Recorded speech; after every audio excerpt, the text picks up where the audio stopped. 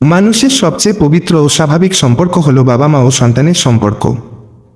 জন্মের পর শিশুটি যখন প্রথম হাঁটতে শেখে, কথা বলতে শেখে, তখন বাবা মায়ের হাতে তাকে পথ দেখায়।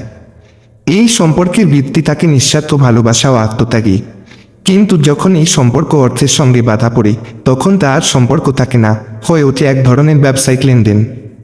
সন্তানের কাছে বাবা তখন কেবল বিদেশে থাকা প্রবাসী শ্রমিক কিংবা শহরে ব্যস্ত কর্মচারী, যার একমাত্র কাজ মাস শেষে টাকা পাঠানো। বাবা মা ও সন্তানের মধ্যে আবেগীয় দূরত্ব প্রজন্মান্তরে মূল্যবোধের ভাঙন ডেকে আনছে।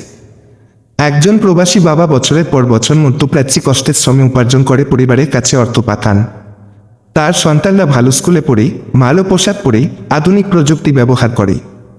কিন্তু সেই বাবার সঙ্গে ফোনে কথা বলার সময় সন্তান বলে, বাবা টাকা পাঠিয়েছ?